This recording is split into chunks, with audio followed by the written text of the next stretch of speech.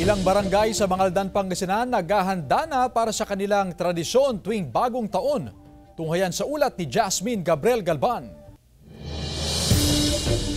Nakahanda na ang iba't ibang barangay sa inaabangang palakasan ng bamboo cannon o lantakang kawayan sa Mangaldan, Pangasinan. 2013 nang unang isagawa sa bayan ang Bongbong Bona na layong maibida ang kanilang mga tanim na kawayan.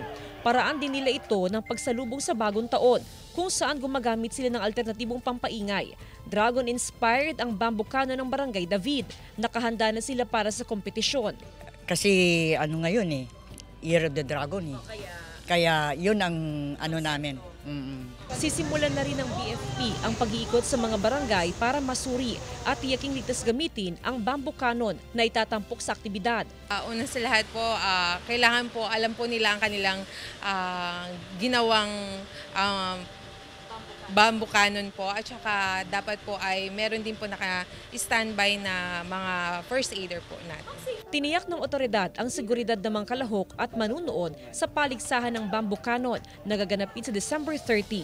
Kasama si Ron Alistair Taniedo, Jasmine Gabriel Galban, One North Central Luzon.